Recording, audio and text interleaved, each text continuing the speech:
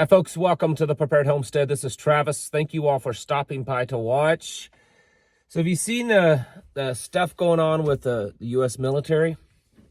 Our forces, not what's going on in other countries, but right here at home, where there's this desperation to get enough troops. Recruitment is extremely low. Not only is recruitment low, but over the last few years, because of the they've lost a lot of good soldiers. Not just because of that, but also because of all of this woke ideology. A lot of troops just don't want to be involved in the military anymore, and so they've left. And now we're in a predicament because we have a president, administration, and all of them, they desperately want to be involved in some kind of a war, and we don't have the troops to really go to war. And so they're trying every little tactic. It's been going around on the internet that they're sending out letters to folks that were either pushed out, kicked out, or, they left willingly, but because of circumstances, in regards to getting the thing in the arm, And they're saying, listen, we've dropped that requirement, and so if you'd like to come back, please do so. In fact, I actually saw one of these letters from someone that was sent this, and they're offering some pretty substantial bonuses. $50,000 re-up sign-on bonus. A 5-year contract ends up with something like $250,000. They're getting desperate.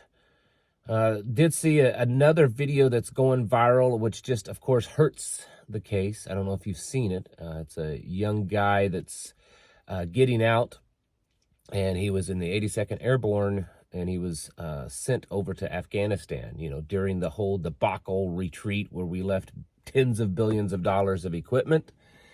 And so he's getting out, and they're trying to bill him for all of his equipment that he was ordered to leave in Afghanistan when we tuck tail and run. He was ordered to leave it. The story that he's telling is that, he was they were getting on the planes to leave, and he was trying to get his equipment, and they said there's not enough, room, there's not enough weight available, you have to leave this stuff. And he was ordered to leave his equipment, and a lot of others were also. And now they're trying to bill him for almost $4,000 in lost equipment. For years, everyone pretty much has known that the bureaucracy in the military is just getting worse and worse.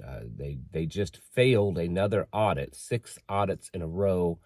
The Pentagon is notorious for losing money. And now the morale is so low that, they're out there trying to get every kind of blue-haired, pink-haired, transgender person to sign up because they can't get the typical standard patriotic Americans to sign up. And honestly, they don't want them. They don't want patriotic Americans. It's this patriotic extremism. It's bad. They don't want it. And so they're desperately trying to get other people to sign up. And guess what? Those other parts of society don't want to be in the military. And so we're in a predicament now. We have multiple areas of this planet that are about to go into a big old war. Some of them already are, and others it's on the verge of it. And we have a very small fighting force and a very green fighting force. You have to realize that a lot of the guys that have gotten out over the last 2 or 3 years because of the cough circumstances were the experienced soldiers. These were the guys and gals that had experience. And so the vast majority of what's active duty now are inexperienced. They don't have enough NCOs. They don't have enough, folks like drill sergeants and things like that, experts in various areas. They don't have enough. And so here we are with an administration that desperately wants a war. I mean, I would guess, according to their thinking, is we need it. The economy's doing rough. The morale of America in general is bad. You know, Biden's poll numbers are bad. And if we could get ourselves into a war, that may just fix it, because that typically unifies Americans. That, you know, very few incumbent presidents during wartime lose re-election. It's very unusual. If you're a incumbent president during wartime, you usually get reelected, because, you know, we gotta keep on the course and gotta win this war, kind of thing. And so they're desperately doing what they can to stay in power and to you know, spend more money. I mean, look at the all the stuff that we're sending to Ukraine and Israel. That has to be replaced. And so that's more spending, that's more money in the coffers of the military-industrial complex. So they're loving it. They're loving it. They're funding both sides of the war in a lot of ways. You know, we've sent money to Iraq, and we've sent money to the Palestinians. And so we're funding both sides of wars, as we've done many times in the past. So what does this mean for you and I? Well, I mean, I think it's fairly obvious.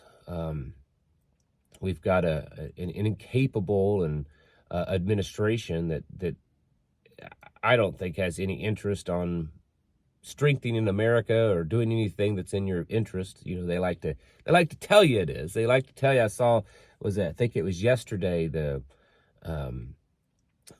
White House spokesperson was saying that they're doing what the American people want. The American people is happy with the job that they're doing, and they're doing exactly what the American people want. I'm thinking, I don't know what people you're talking to, but I'm not aware of any that is okay with what you're doing. They're trying to stay in power and run this country into the ground. It's not like it has been in the past, where there's just, you know, a difference between the Democrats and the Republicans in ideology. But in the end, they both want what's best for the country. They just have different ways of doing it. I don't believe that's the case anymore. I believe we're watching an administration going back easily into the Obama administration that wants to see America fall. You know, if they are or are not working for folks like the Communist Chinese Party, who knows? But I think it's pretty apparent that they want to see America fall to its knees. That's why we've got all these illegals pouring across the country. Did you see the video yesterday of Army National Guard down on the border? And there's a big old line of military-aged males trying to cross the border over some razor wire. And the National Guard is there helping them do it. They're helping them climb over it and not get all tore up by the razor wire. This is certainly not the first video that people have seen of this. And so there's actually, you know, I mean, they're aiding and abetting criminals, but no one seems to stop it, right? They want to see all of these millions come in. Even before Biden was elected in office, he was saying, you know, come to America. Remember that? The border's open. Come to America. They have no interest and intention of stopping it. They have no interest and intention in stopping wars around the world.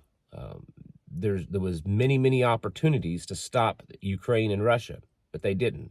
There's been many opportunities for them to do something to help improve the situation with Israel and Gaza, but they're not. Same thing with Taiwan and China. There's no interest in peace right now.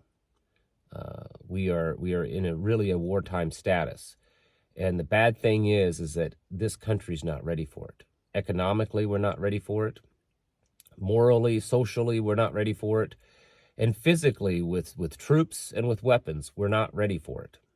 Doesn't mean that we're not the most technologically advanced and most capable military, but even the most capable militaries have to have troops and they have to have equipment. And when you take that away, well, you're much less capable. And I believe it's all part of the purposeful collapse of this country. That's why we have to be getting ready. That's why you need to be getting serious. I've had multiple conversations over the past probably 6 or 7 days with people, and not purposefully, but the conversations are usually circled around how bad it's getting and how much longer we have. And most of the people I've talked to, they recognize that yes, this, it could be months or years, even decades, before the world really starts to fall apart, before America really collapses. But the way things are going, it's probably a lot less time. The International Monetary Fund issued released a handbook for countries to get on board with the central bank digital currency, of how to do it, how to speed it up. That's happening. We're watching BRICS, they're having an emergency meeting on what to do about the whole Middle Eastern thing. Xi Jinping left the United States and ran back and is meeting with Russian officials and solidifying the relationship between Russia and China. And we have a president that's had a birthday yesterday, 81, and looks like some comic show of an old man. I mean, it's pathetic. And you and I are caught all in the middle. We're watching Rome burn. And there's not really anything we can do about it. I mean, I know that many of you say, well, we got to vote. We got to go out to the voting booth. We got to vote next time around. Got to make sure get your vote counted. Well, we've tried that before, and it didn't work so well for us. And by the time you go to vote next time, it may be too late by then. And so we've got to stop depending and counting on the fact that maybe we could put the right person in office to fix this. We have to take the responsibility for our own safety and security and future into our own hands. And the best way to do that is just be prepared to ride out a very, very bad storm.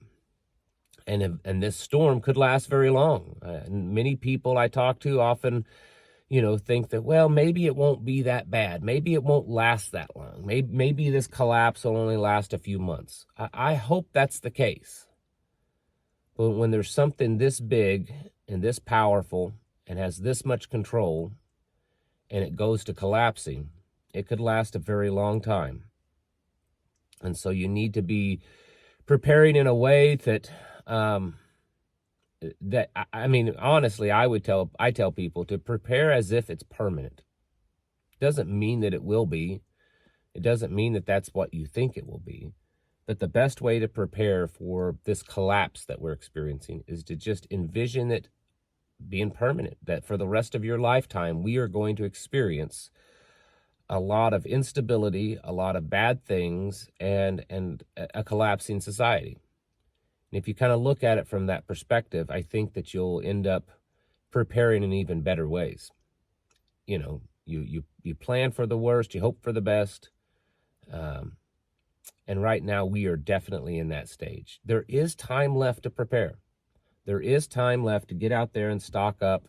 There's time left to move. There's time left to train. There's time left to just get yourselves ready.